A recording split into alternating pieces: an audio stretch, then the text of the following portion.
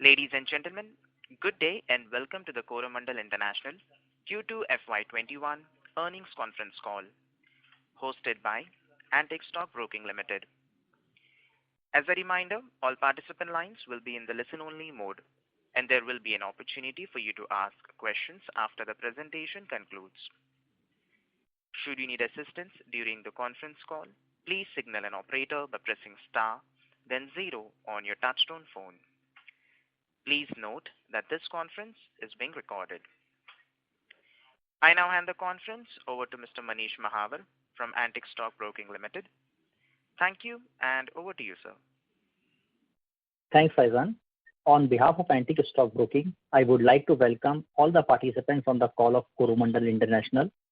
From the management, we have Mr. Samir Goyal, Managing Director, and Ms. Jayashree Satagopan, Chief Financial Officer on the call. Without further delay, I would like to hand over the call to Mr. Goyal for opening remarks. Over to you, Mr. Goyal. Yeah, thank you. Good afternoon, everyone, and thanks, Manish, for organizing this conference call.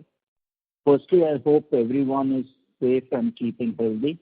We are still in a pandemic, and it will be very wise that we keep all the social distancing. We are working from home. That's how it is. So I'll quickly give an overview of the business environment experienced during the quarter, including the current situation, followed by company's performance and Q&A session. During the first quarter of FY 2021, the Indian economy was severely impacted, as you know, due to COVID, and registered a sharp decline of 22.8% in its GDP. Having said that, agriculture was the bright spot. It grew by impressive 3.4%, backed by a bumper Rabi harvest and good monsoon during the Kharif season.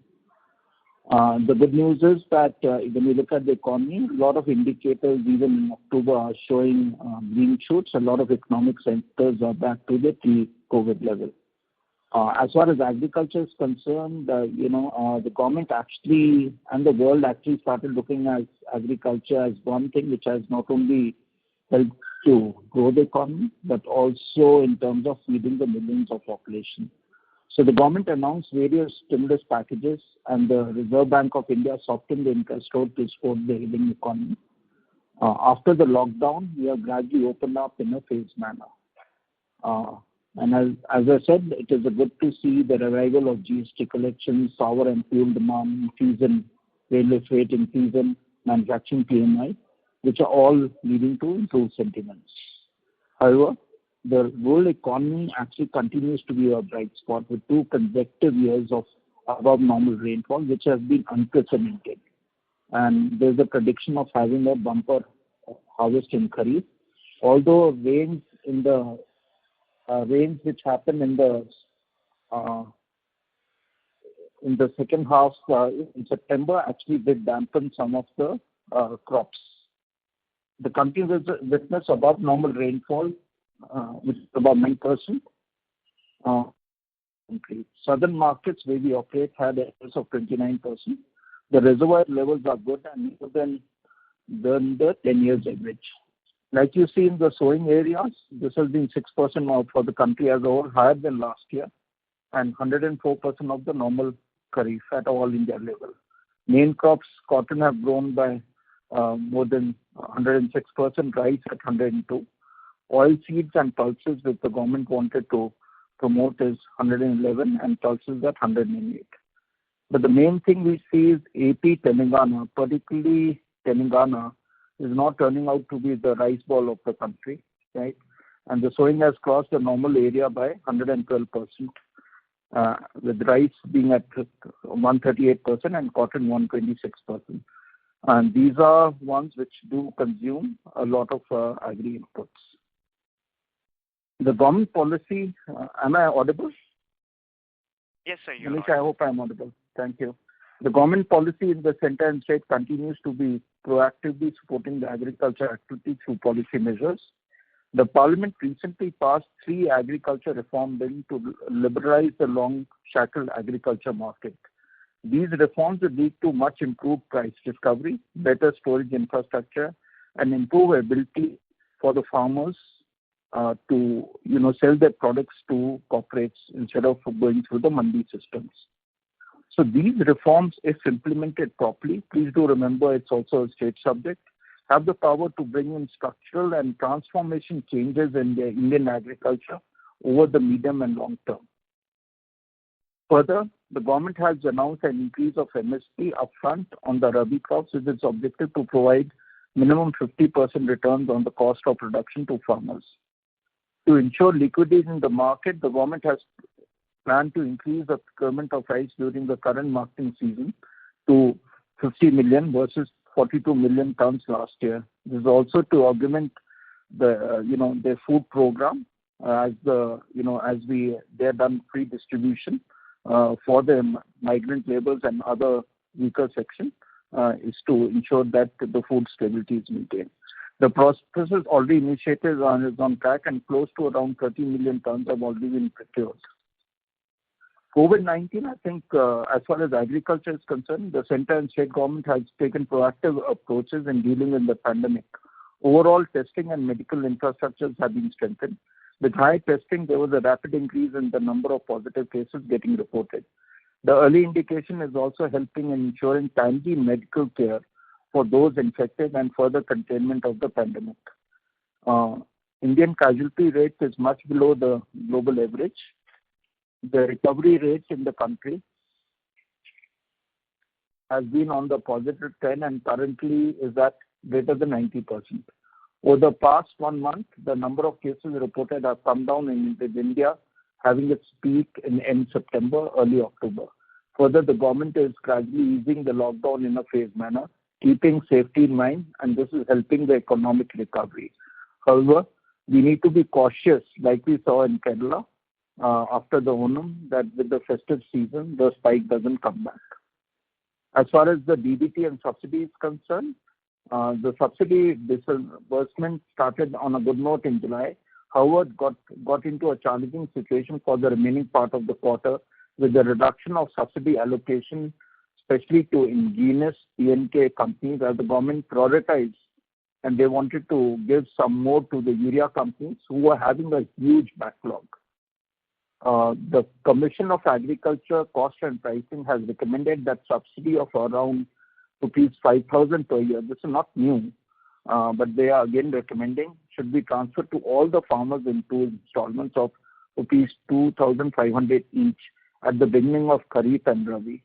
This will ensure that at least 82% of the farmers who are small and marginal do get subsidized fertilizer. However, it will impact especially on the urea side, it will impact the farmers who have large holding. As far as the fertilizer industry is concerned, phosphatic fertilizer saw very increased uptake in volumes in Q2, driven by favorable weather and market conditions. Given the good monsoon, the industry registered good growth during the quarter. NPK sales improved by 20% to 72.9 lakh tons.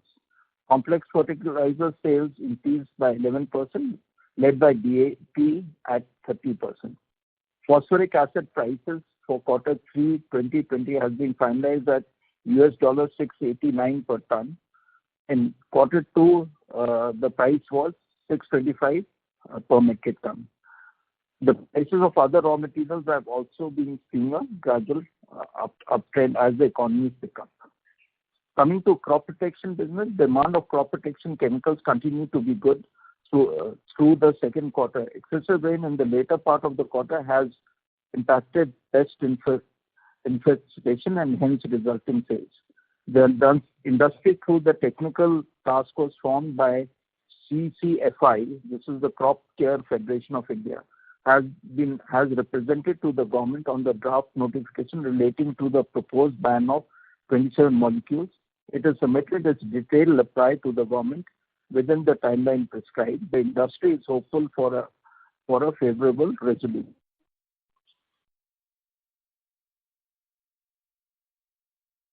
Just give me a minute.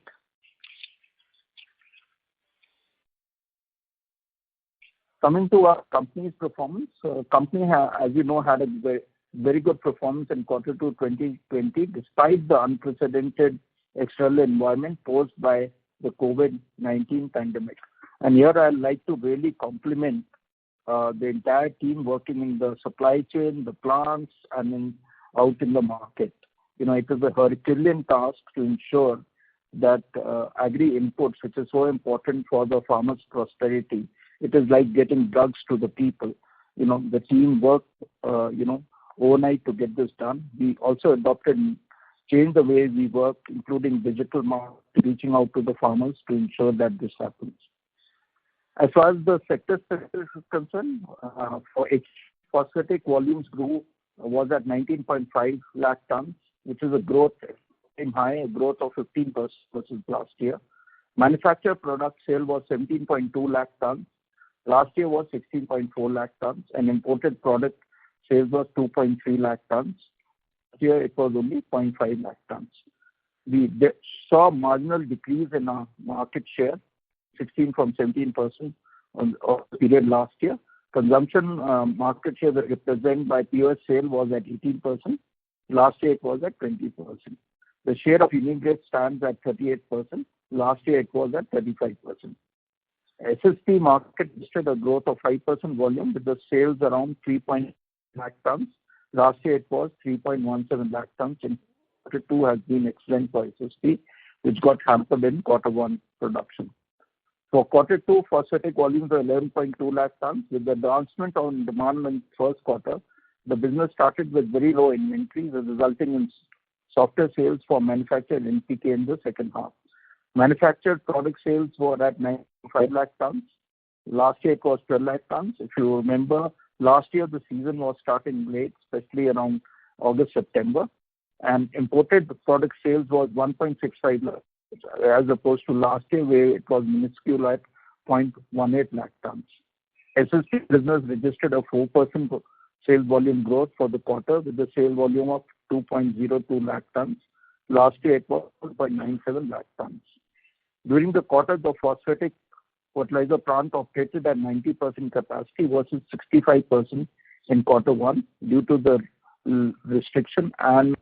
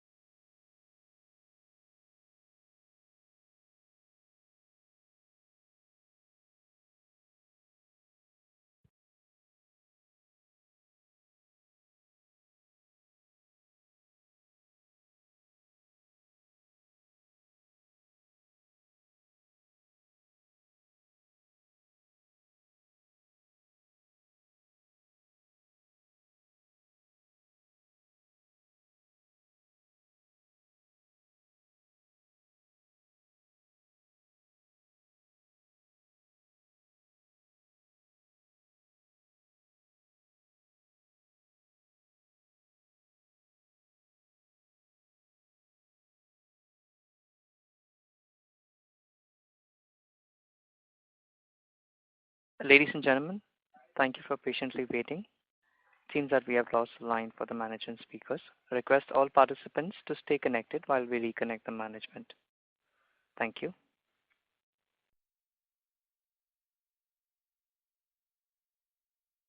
Ladies and gentlemen, this is the conference operator. Please stay connected. The call will resume in shortly.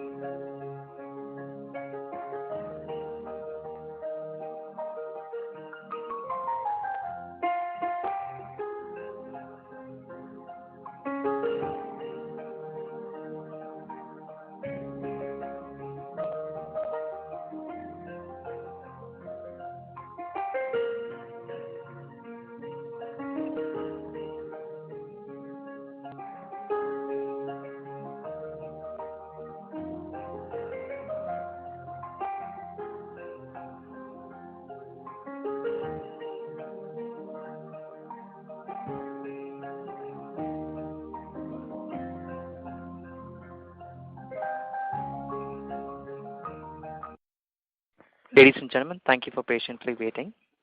We're trying to connect the speakers. Request all participants to stay connected. The call will begin shortly. Thank you. Ladies and gentlemen, this is the conference operator. We thank you for patiently waiting. The conference call will begin shortly. Request all of you to stay connected.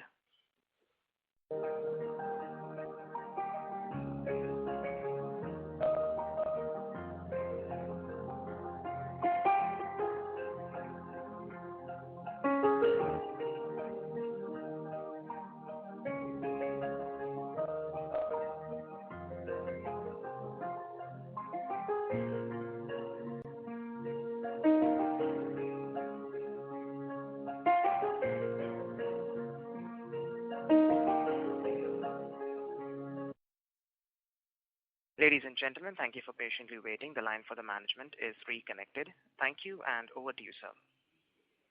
Yeah, can you hear me? Yes, sir, we can hear you. Please go ahead. Okay. Apologies for getting dropped off. So I was just on this very quickly. The specialized nutrition and organic business and the retail also had a very strong growth. And business has been collaborating with the farmer producer organizations, the seed companies and agriculture university to increase its reach and market development. Coming to crop protection grew by 35% versus prior year for the first half and 26% for the same quarter. It registered a very strong growth in the domestic market, both in the B2B and the B2C formulation business, backed, as you know, with good monsoon. And we also scaled up our new product portfolio. The business registered very good growth in the selected export markets, while the bio business registered an impressive growth in the developed global markets. We were further strengthened by new product launches and strategic tie-up with the global players, and we launched a selective herbicide lottery under co-marking initiative during the quarter. This will help the company to strengthen its offering in the herbicide category and also balance our overall product portfolio. The CPC business continues to invest in R&D, product development, regulatory filing, and has a very rich product pipeline and intends to introduce new molecules in the coming quarters. The product development initiative includes working on 9(3) registration and combination molecules, both for domestic and international markets. The business has initiated Center of Excellence for New Product Development, which will help to fast-track new product introduction. While the COVID situation is normalizing, business has reinitiated its infrastructure development at its manufacturing plants. Focus on sales and channel excellence, the business has strengthened its channel deployment, key account management, branding, like I said, digital connect and pharma advisory in both the domestic and global markets. Our retail stores operated throughout the lockdown with extended hours with all safety precautions and protocol to ensure safe operation and timely supply to agri inputs to farmers. Our stores provided advisory service to farmers through the digital medium with right inputs. We also were able to service the farmers directly, those who could not come, by giving supplies to the doorsteps.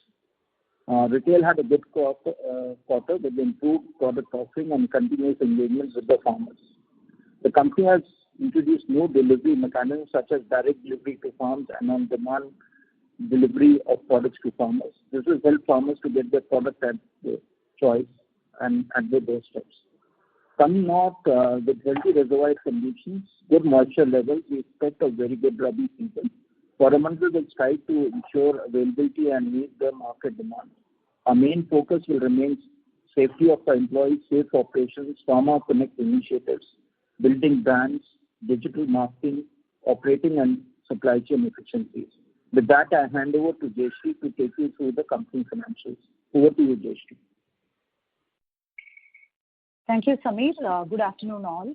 Let me briefly take you through the company's financials for the second quarter and first half of financial year 2021. In terms of turnover, in the second quarter, company recorded a consolidated total income of rupees 4,000 crores against rupees 4,867 crores in the last year, with nutrients and allied businesses contributing to 86% and the remaining 14% coming from the crop protection business.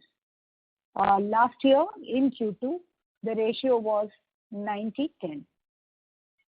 In terms of subsidy and the non-subsidy breakup, Q2 revenue share is 79.21. Last year it was 84.16. For the first half, the total income stands at rupees 7,843 crores vis-a-vis 7,008 crores during the last year. The nutrient and allied businesses contributes to 86% and the remaining 14% comes from the crop protection business. In first half last year, nutrient was 89% and CPC 11%. In terms of subsidy non-subsidy breakup, H1 revenue share is 80-20. Last year it was 82-18. From a profitability standpoint, overall the EBITDA for the quarter is rupees 845 crores as against 713 crores last year, registering an increase of 19%. In terms of subsidy non-subsidy breakup, Q2 EBITDA share was at 74-26. Last year it was 76-24. Consolidated net profit after tax for the quarter is rupees 589 crores in comparison to rupees 504 crores last year for the corresponding quarter. There is an increase of about 17% on a year-on-year basis.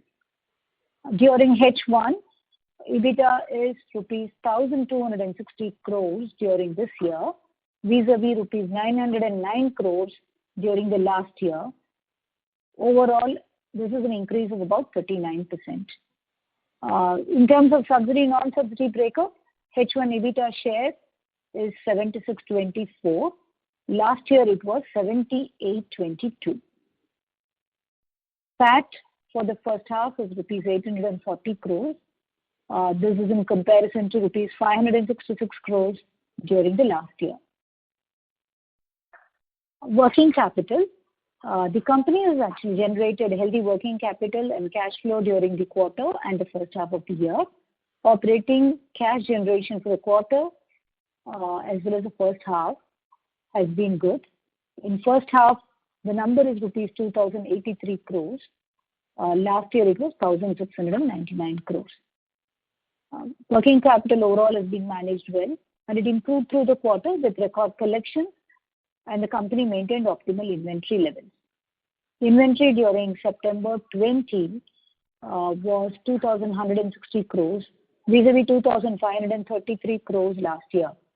Receivable as of September 20th was 1,100 crores vis-a-vis 1,993 crores in the previous year. Subsidy outstanding as on 30th September 2020 was high at rupees 2,862 crores. It's higher by almost 1,000 crores vis-a-vis last year.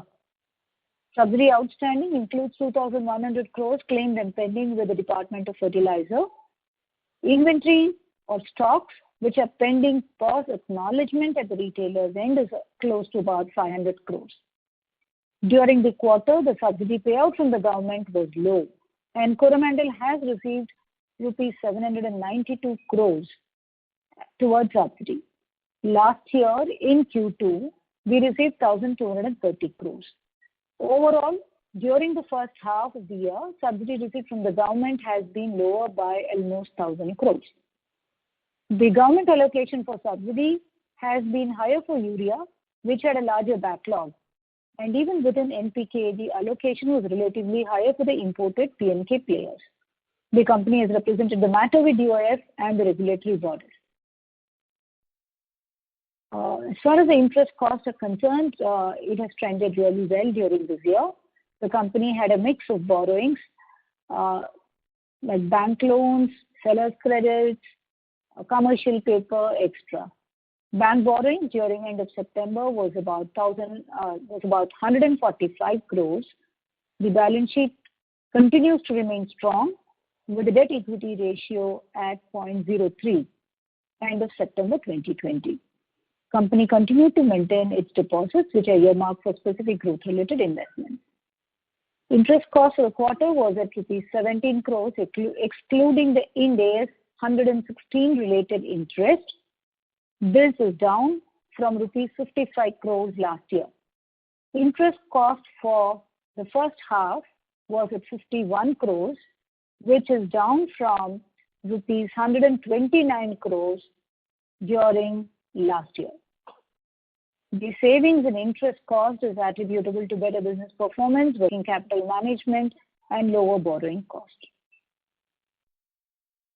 As far as the forex is concerned, during the quarter, we saw rupee trading in a range of 72.76 to a dollar to 75.51 to a dollar. While it started on a low note, during the quarter it strengthened and closed around 32.76. Coromandel effectively managed its exposure in line with the hedging strategy. Overall, it has been a good quarter and a good first half. We thank you once again for joining us and your continued interest in Coromandel. With this, we can open the session for question and answers. Thank you very much. We will now begin the question and answer session. Anyone who wishes to ask a question may press star and 1 on their touchtone telephone. If you wish to remove yourself from the question queue, you may press star and 2. Participants are requested to use the handsets while asking a question. Ladies and gentlemen, we will wait for a moment while the question queue assembles. Reminder to the participants, anyone who wishes to ask a question may press star and 1 at this time. Can I also request you limit the questions to 2 per participant? Thank you. Ladies and gentlemen, in order to ensure that the management is able to address questions from all participants in the conference, please limit your questions to 2 per participant. Should you have a follow-up question, we would request you to rejoin the question queue.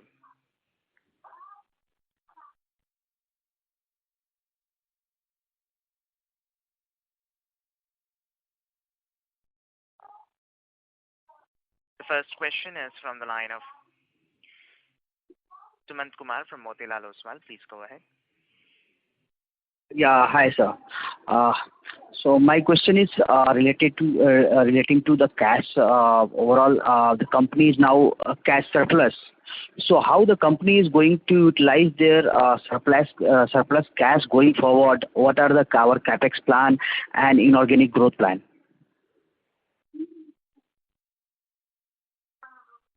Hi, Sumant. Yeah. Thanks for the question. As you see, the company over the last couple of years has been generating cash positively. As I was mentioning, it's about the business performance, and more importantly, it's due to the working capital management, which has been very tightly and nicely handled. Last year, beginning, we had very high inventory, and with the increased demand and adequate planning, inventory has been optimized. Similarly, a lot of focus has gone in terms of collecting our receivables, which has also augured well from a working capital standpoint.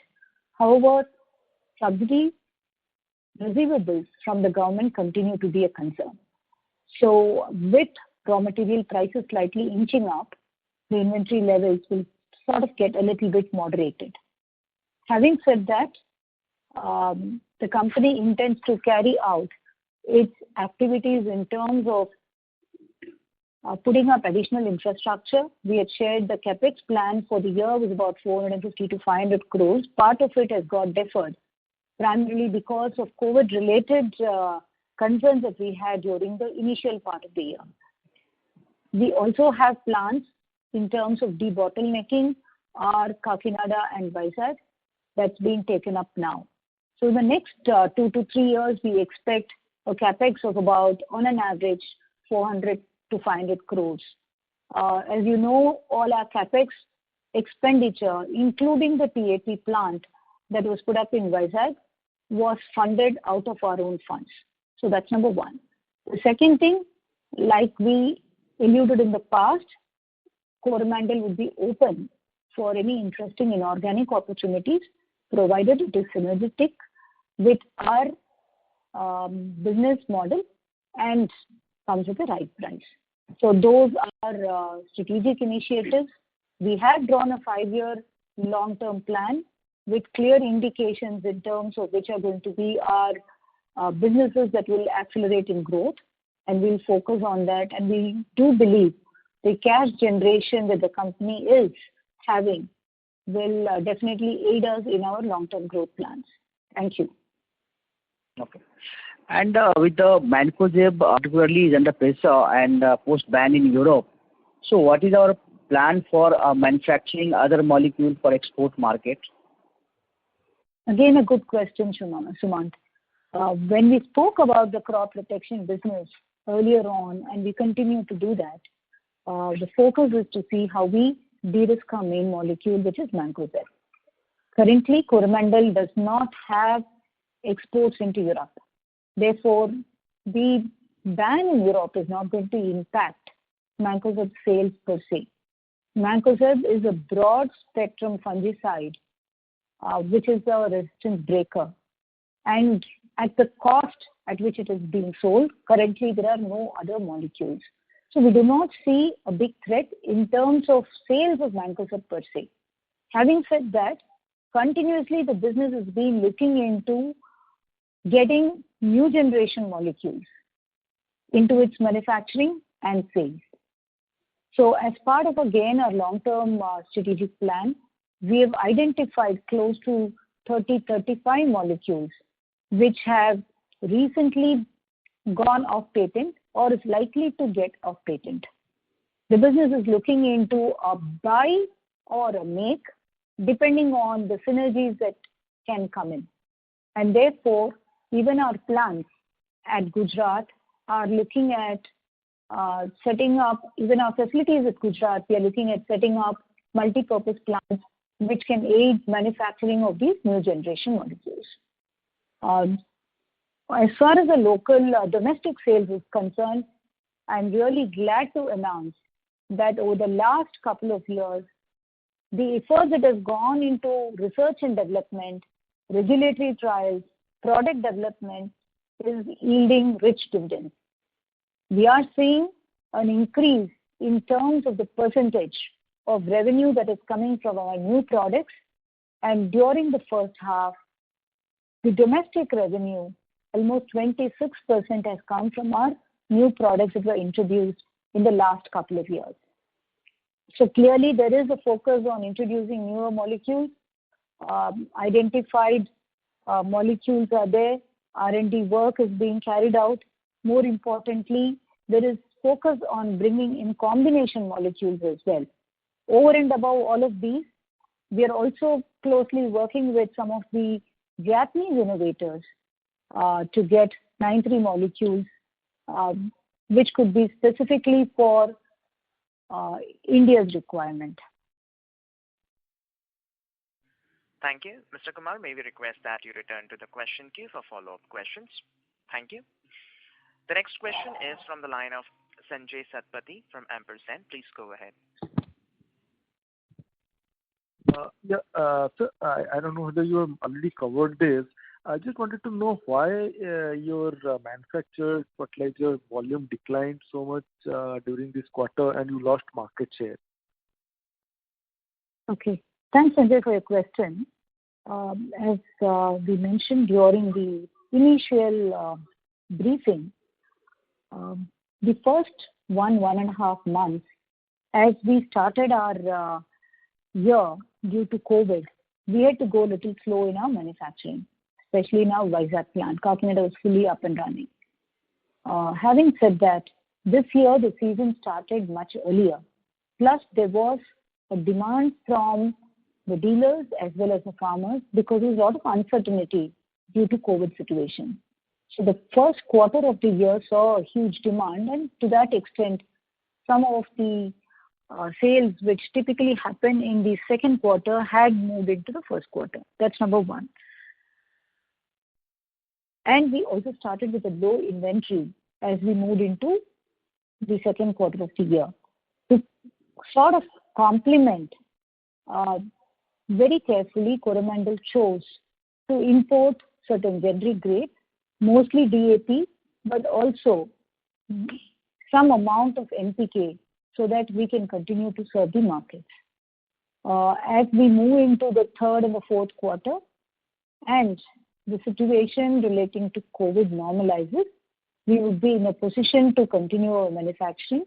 As I was mentioning, in the second quarter, the manufacturing capacity was almost at 90%, which is in contrast to almost 65% in Q1.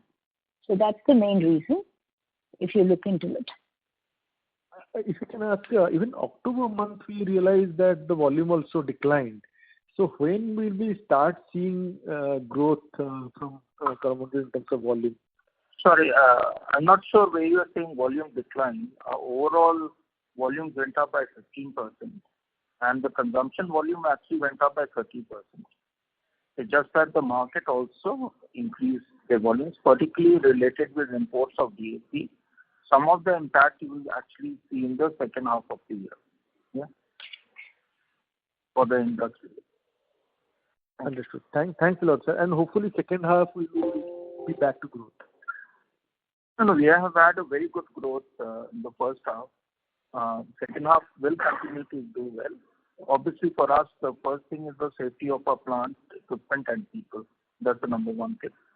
So that's one. And we have also have imports shipments lined up in terms of meeting some of the excess demand which will come. Thanks a lot, sir. Thank you. The next question is from the line of Nitin Shakdher from Green Capital Single Family Office. Please go ahead. Hi, good afternoon, Jayashree, and good afternoon to Samir. My question is in regard to the operational cash flow. I couldn't get that figure properly. What was the operational cash flow after working capital but before the capex? Yeah, just a minute, I will get you that. So the operating cash flow for 30th September before working capital changes is about 1,194 crores. Yeah. Okay. And after considering the working capital changes, it comes to 2,260 crores. Okay, which is in comparison to, I think, around 2,230 crores earlier before, right? Approximately. Yeah. The comparison last year for cash generated from operations is 1,866 crores. Okay, great. I just wanted to ask this question, and thank you for that. Thank you. All the best. Thank you. Thank you. The next question is from the line of Bharat Sheth from Quest Investment Advisors. Please go ahead. Hi, congratulations, Samir and Jayashree, on excellent performance. Samir, just to understand from a demand meeting from our own manufactured product, since what we understand, Kaleswaram project has added, so the cropping has also gone up, showing in this first half around 25%, whereas we are also running a low inventory vis-a-vis earlier years. So how do we really to cope up, manufacturing product, to meet the real demand which is there on the ground? Right.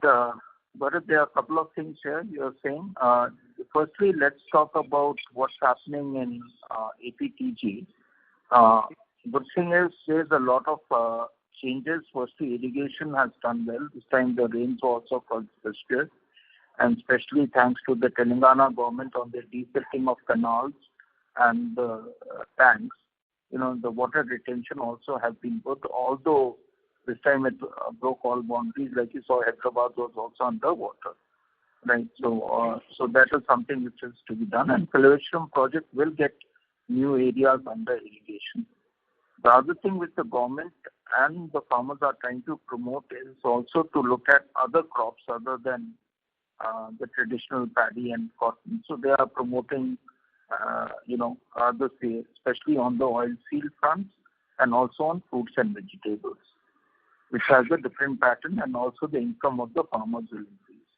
And this is where our specialized fertilizers and also our and organic also is coming up, although in a small way currently.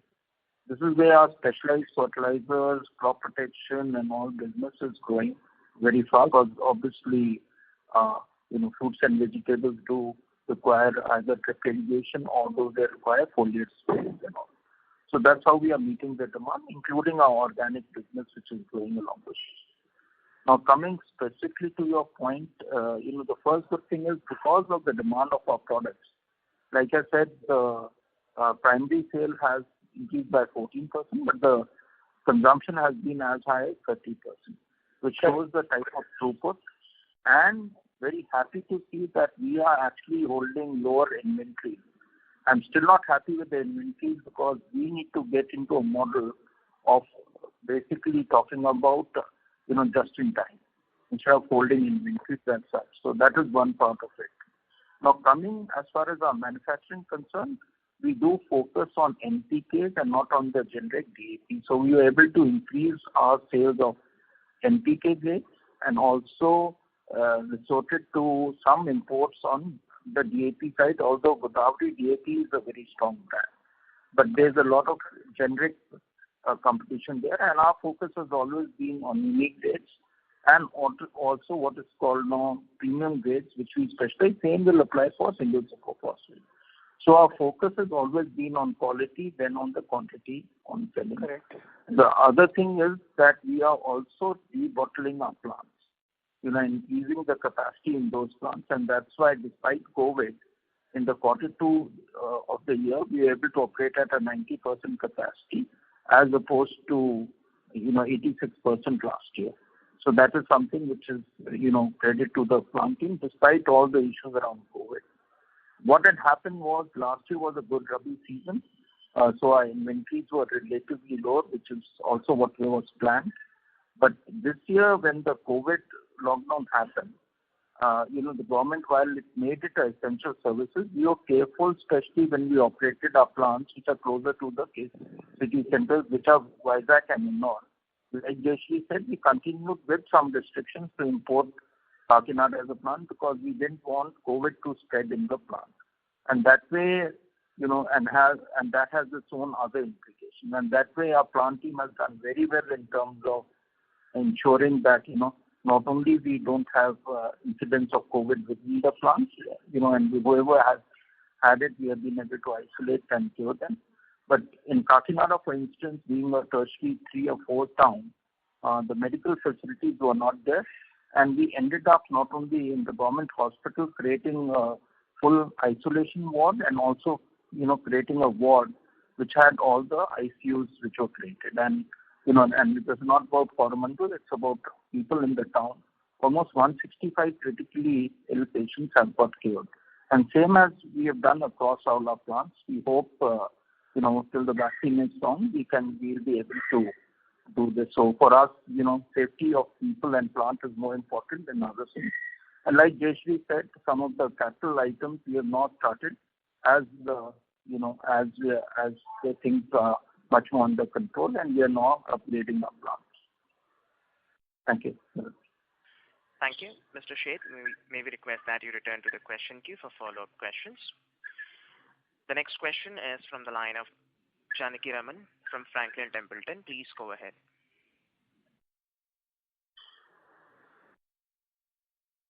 Janaki Raman, your Hi.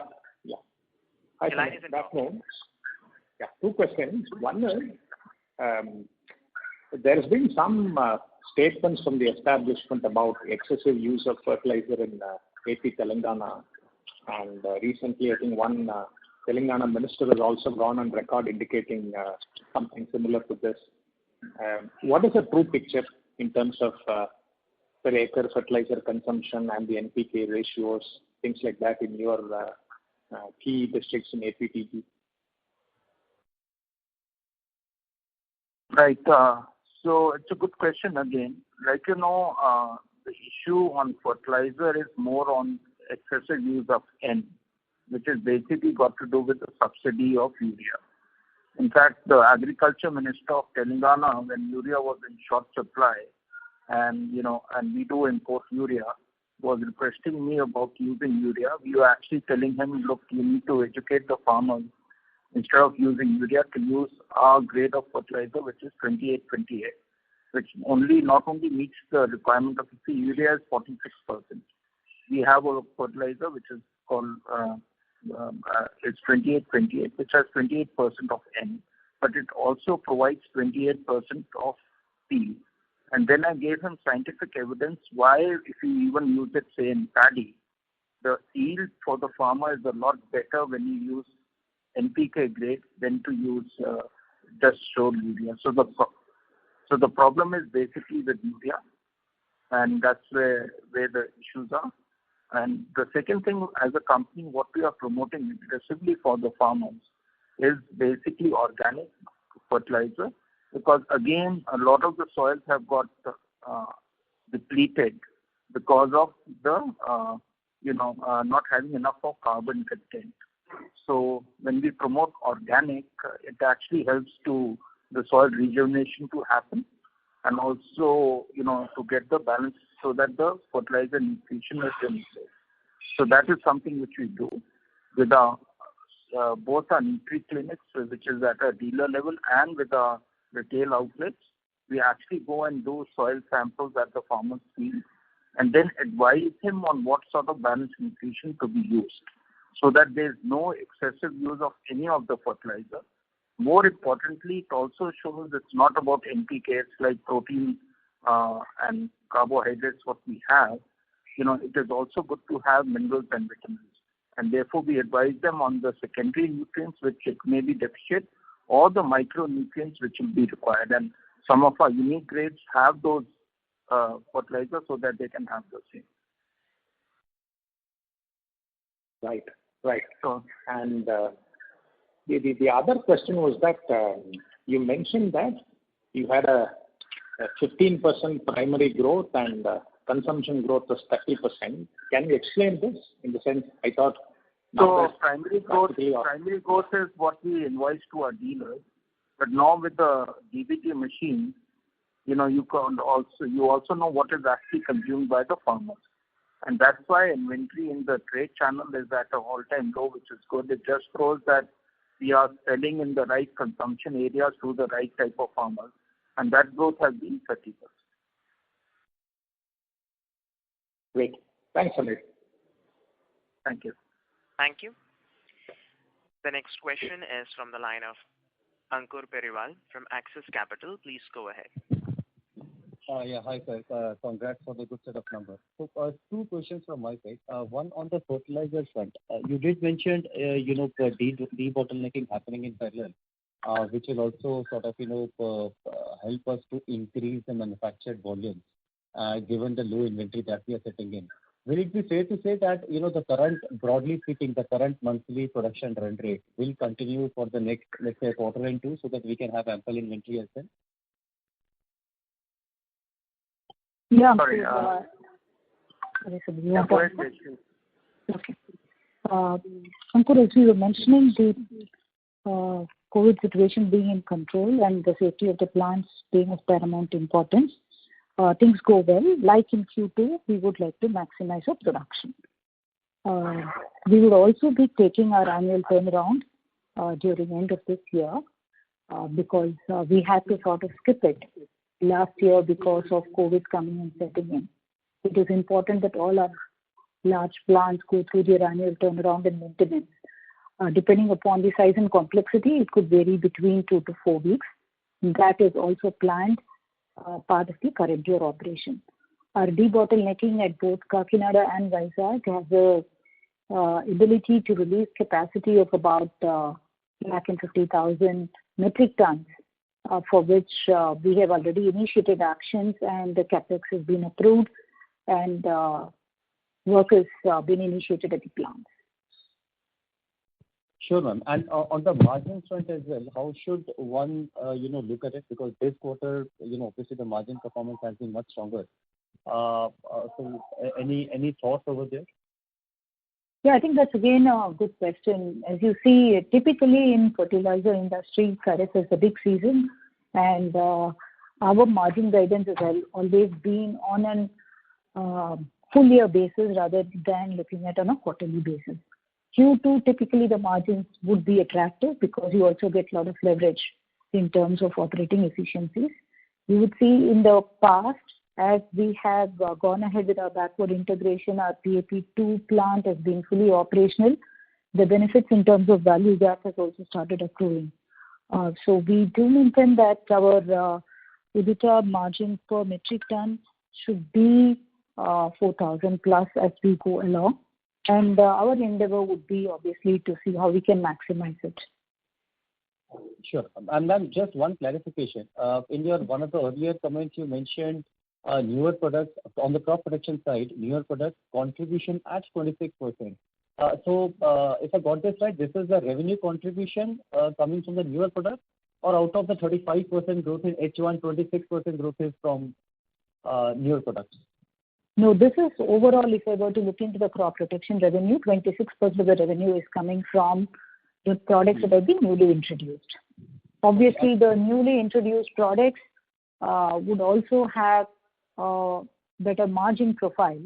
Even some of those are our own manufacturing, like you see Astra, which is pymetrozine, or Prosper, which is a combination molecule. Just a couple of examples out there. Sure. Ma'am, will you have the same number for last year as well?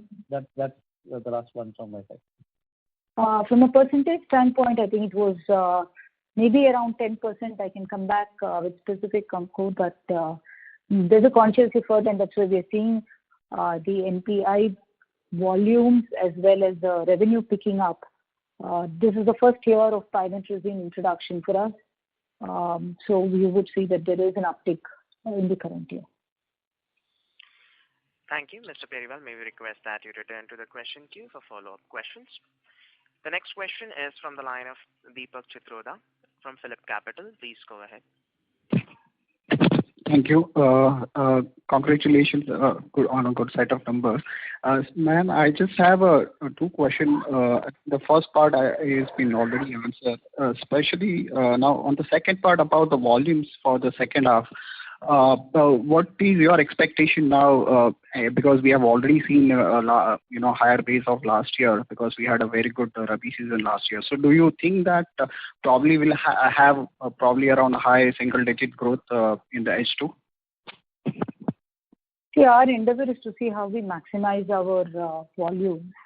As I was mentioning, we are looking into not just our manufactured products but also selectively importing. So both these actions are being taken. Apart from fertilizers, this year there is a lot of thrust that's happening on the other SBUs. Though fertilizer is still the largest for us, crop protection has seen a very good growth. Our bio business especially has seen a tremendous growth in the global markets. Retail has been doing extremely well.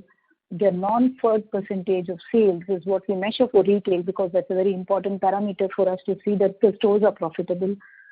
Which is primarily specialty nutrients as well as crop protection. We are seeing a big jump over there.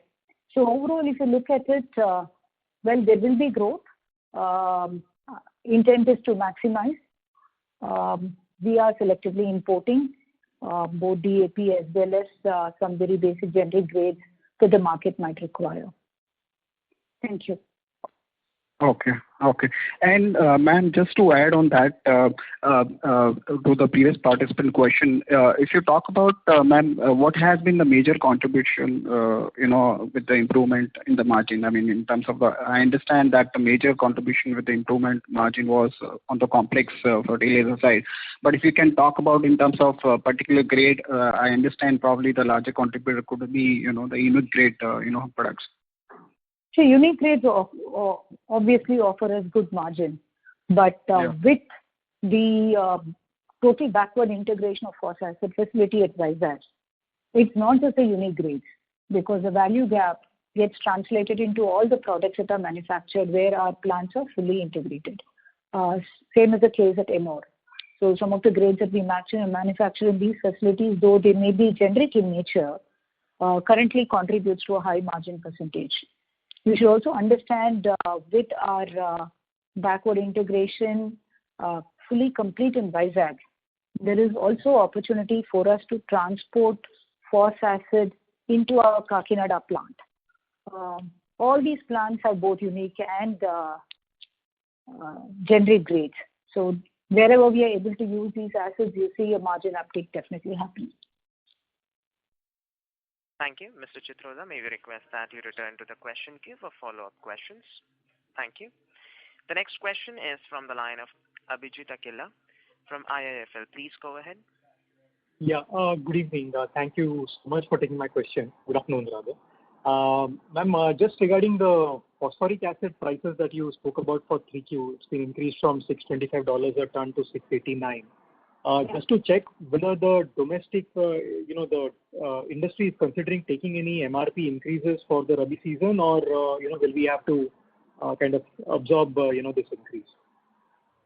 Selectively, there will definitely be increases, Abhijit. We have seen that happening in the past. Already the DAP prices have gone up. Having said that, some players had announced a DAP price increase, and then there is farming community which says, oh, the prices have gone up.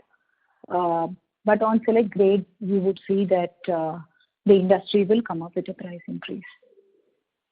From our standpoint, what we had done earlier on is with the benefits coming in from some of our backward integration, we've gone ahead and announced a reduction in price so that also helps in some of our generic grades, which can be pushed to the newer markets.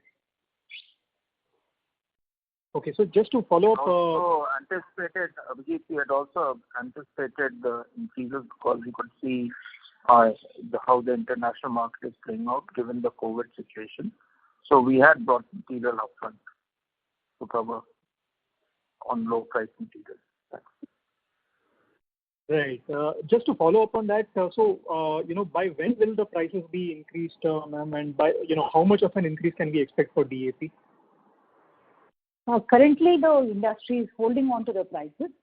For us, we do get the benefit of our own phosphoric acid manufacturing, so to some extent we aren't as much impacted. My gut feel is probably another month or so. You would see some increases coming in on the DAP just before the Rabi season gets started. Okay. You see some of the importers having burned their fingers now because obviously they were taking the opportunity sales into account. And if they have loaded the trade, then they'll have a problem. Right. Got it. And my second question was just with regard to the Vizag wage settlement which has just happened. So if you could, point to any kind of cost increase we should expect in the wage bill going forward. Thank you so much. Nothing substantial. This has been in line with the wage settlements in the past. It's gone out quite well. Just from that, Abhijit, again, what we have with all our workforce is a profitability linked bonus. And all our teams are working very good together, so the workers don't get just on normal this thing. They have a productivity linked bonus. This includes things, a lot of parameters, including efficiency, safety, and all. And that is really helping all our plants in terms of the workers' participation in all our initiatives. Okay. Thank you so much. Thanks so much, ma'am. Bye. Thank you. Ladies and gentlemen, we will take the last question from the line of Tejas Sheth from Nippon AMC. Please go ahead. Yeah. Good afternoon, ma'am. Two questions. One on the crop protection side, how we see a 3 to 4 year perspective. You mentioned that you are looking at a lot of molecules, but how you see the ramp up coming up? Okay. Crop protection is one of our growth engines as we identified it in our long-term strategic plan. Towards that, there are multiple levers that are being used. One obviously is manufacturing, looking into newer molecules, which are relatively, new from a patent standpoint, which is just come off the patent or coming off the patent in the next few years. So that's just one aspect of it. The second thing is also to see how you can participate more effectively in select markets on a full B2C or a B2C light. The third one is to continuously work on several product development initiatives.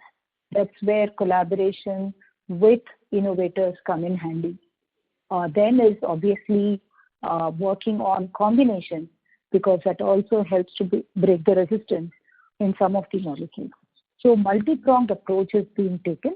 We are strengthening the teams in all these areas, be it sales and channel, domestic, global, partnerships for new product innovations and introductions, improving our infrastructure and manufacturing capabilities, as well as looking into centers of excellence in terms of supply chain, manufacturing, where you can get a lot more efficiencies.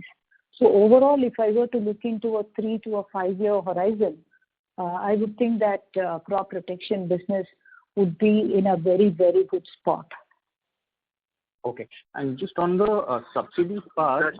Just to add to that, can I add to that? See, we are quite unique in the way we have four plays to play. So one is, of course, our international markets. And within that, we also have bio. And that is growing very fast with the higher markets because we also sell it to the health markets. We are researching a lot of things, including what is called application, in terms of, being given precise and concise, pesticide. And therefore, we are unique in terms of having an integrated pest management system.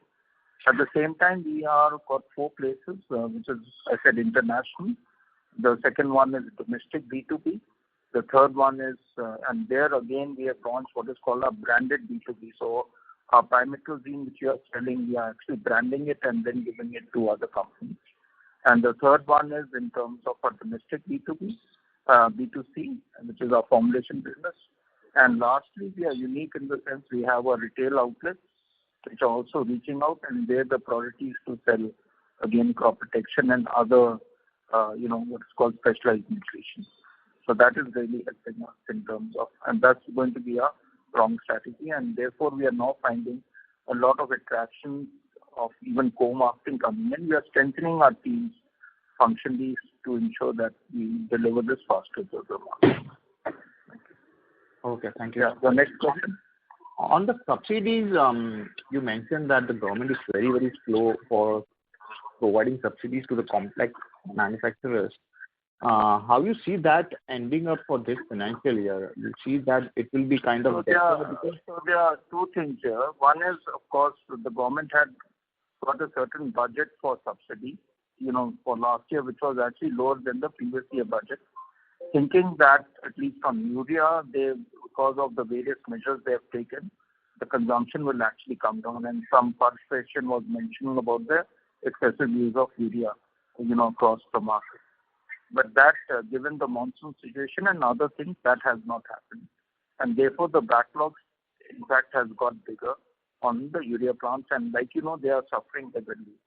So the government actually decided to allocate some of the backlog to the urea subsidy. As far as NPK is concerned, we have represented to the government, showing the anomaly that they need to pay NPK manufacturers as compared to importers, and they have agreed on that. The good thing is, as far as given the fact fertilizer has been now put into A category instead of B category because it became a growth industry for the economy. There's a meeting on the 9th of November, which we are hoping that the finance ministry will allocate more money to the fertilizer industry so that it can help in terms of investment. Because obviously a lot of companies, not us, are suffering because of not having enough, subsidy, the working capital having an issue for them. We do hope if this does not happen, this time the government does what is called the banking system earlier, where they give the loan for all the subsidy which is due to them. And like it happened 2 years ago, if they do it early in the early half of the quarter of the year, that will be better so that the year end, most of the subsidy which have already been processed is given to the companies as a bank loan. Thank you. Ladies and gentlemen, due to time constraint, we will take that as a last question. I would now like to hand the conference over to Mr. Manish Mahawar for closing comments. Thank you, Faizan. On behalf of Antique Stock Broking, I would like to thank the team of Coromandel International for providing us an opportunity to host the call. Mr. Goel, would you like to make any closing comments, sir?